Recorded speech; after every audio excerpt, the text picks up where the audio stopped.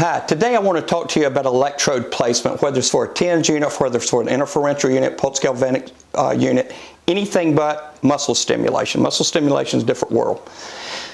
What people want when they get a TENS unit or an interferential infrax type unit for pain, they want somebody to give them a cookbook. They want to see a picture of the body, and my knees hurting, my shoulders hurting, my neck's hurting, whatever, where do I put the electrodes? It's not that simple. One of the things that happens, and I want to explain to you the only purpose of electrodes. You have an electrode of any shape or size, and let me just give you an example. When somebody gets a TENS unit, they usually get an electrode that's like 2 by 2. See the size of that one? They may have a low back problem. So if they have a low back problem, they may get what's called a butterfly electrode. You can see that on the side. You look at it over here and you can see the surface area. That's ideally set up for the spine here and then on each side. That's called a butterfly electrode. There's also somebody that may come up with low back pain, or they have had what they would have surgery, a thoracotomy. So they've got a large area, a big area. There we use these types of electrodes where you can put on each side and stimulate. That's another set of electrodes. But no matter what electrodes you are using, there's only one thing that really matters. That is, wherever you put electrodes, it's done simply. If you have pain, say in your elbow, and you put an electrode here, and you put an electrode here, the thing that matters is wherever you're feeling pain, that's where we want to target the electricity across. It's like a target, and you're setting the actual scope, and right in the middle is your pain. So we have one here, we know electricity flows there, goes through the pain area. Now, the closer you put electrodes to each other, the less you're going to feel it.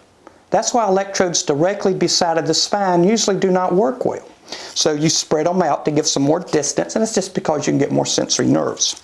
Now, originally, way back in the 60s, 70s, everybody wanted a simple book as to how you do it.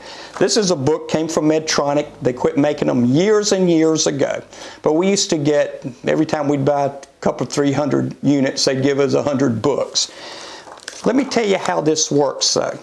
This is a picture here on what's called a Kun, C-U-N.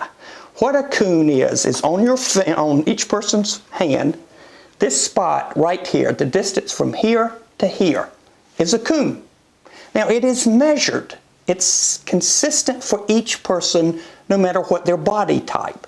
Tall, short, wide, skinny. That's a consistent. This was one of the charts that was done in which it shows you right up front how long one Kun. Here you can see across the hand 3 Kuns. And then you get the different spots on the body. And you say you measure it so many Kuns. Well, that's an anatomical reference. And that was usually done where you were having an acupuncture type application, not an electrotherapy application. Much of this stuff comes from China, where they were doing acupuncture, not as much electrotherapy.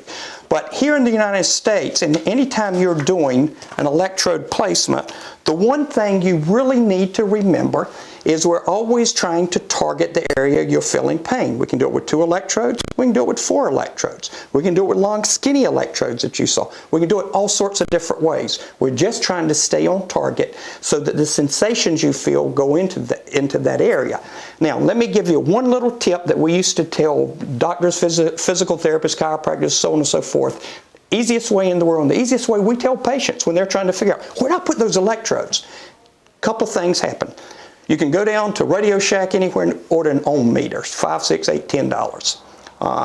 All an ohm meter does is it measures the resistance on your skin to electricity.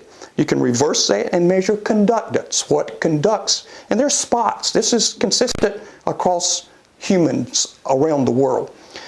What goes on though is in order to find these spots, and especially with chronic pain, there are certain spots on your body that will conduct electricity greater into your body than others. If they won't conduct it, it's called resistance. If they will conduct, it's called conductance. One of the things we would do with any pain patient, let's just say I'm having elbow pain. You go up to the patient, you literally palpate, or you as the patient yourself, palpate, big fancy term, makes me sound like I know medical stuff. Truth is, I'm just pressing, that's all that's going on. Take your finger, and you, especially in chronic pain, you press a point. Oh, that hurts a little bit. One spot hurts a little bit. My next question to you will be, describe to me how it hurt. So let's say I press there and you went, whoa, that hurts. You know what, the pain's running down to my hand. That's a good place for an electrode. Now remember, when you're using electrodes, that's a lot bigger than a needle. So you don't have to be as exact. You can be in a larger area. So you put an electrode there because that was very sensitive. Is that the best place to put it? No. One of the things that happens is that one, yo, because that hurts down there, I want to find a better point. So we start pressing. Whoa! Jumps off the table. That hurt. Well, how did that hurt? Gosh, it went into my elbow, it shot up my shoulder, it went down here. If we took an ohm meter or something measuring conductance, and we measured that spot that we just palpated, just touched, you would find out that is the most conductive point anywhere in that area for electricity. Now, when you apply electricity over that point where it radiates in different areas, what happens is the patient, you the patient, you feel that stimulation, be it interferential or be it TENS, you feel that stimulation in the target area, the area where you're feeling pain. That's what we're always after. Boom, there goes an electrode, treat, it goes in there, your pain level subsides. Now, if it's a TENS unit, as soon as you turn it off, it might go right back up. But if it's interferential, you'll bring it down here, you turn it off, and it'll stay there. It may gradually creep up. Now, I will tell you, if you wanted to look at the electrical phenomena that goes on here, that spot was very conductive. And let's say, just for sake of argument, when all around here has a resting potential of minus 110 millivolts, blah, blah, blah. All right, the number 110. When you got to that point, that might be 200. Other points would be 150, where it radiates in one area. But electrically, the body will change over time after you've treated on this very point that's hurting. And you know this as a chronic pain patient. Pain moves. It's not the same place every day. It's not the same place during the day. You go back and measure that. It's just like the surrounding tissues. It's not very conductive, but your pain level has gone down. That's a generic across humans all over this world. That's the way our body responds to electricity, and that's also the pattern that occurs with pain. You have high intensity pain, you stimulate using the points I've told you about, pain in the middle, what happens? Pain subsides. Now, if you were to press down here, that might be more sensitive, and this morning before you started your treatment, that wasn't sensitive at all. But now you've subdued the immediate acuteness of what's going on, then these other secondary places start developing. But there is no magic to electrode placement other than, where's your target? You've got pain coming from there. It may be almost unbearable. We're going to put electrodes, wide, narrow, so on and so forth, bring it together. Now, last thing on electrode placement, when you're using interferential, like the Infrax, because with Infrax you can do TENS or you can do interferential.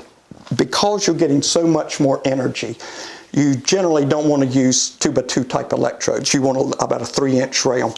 There's only one reason for that. The surface that's touching you is where electricity comes from. If you try to condense it to a small area, that unit's going off and on 8,000 times a second. A TENS unit's going off and on 150 times a second. There's a lot, let's compare it to water. That's, if you're trying to put 8,000 pulses per second, if you had a shower head and you only had a very small hole and you try to cram 8,000 in it, you can't stand in the shower. You're going to jump away because that's too much pressure at one spot. Electricity works the same way. With a TENS unit, 150 times a second, that's plenty. But not with interferential. You want a larger electrode there. And it's only because this creates what's called current density. But compared to the shower head, 8,000 times 150.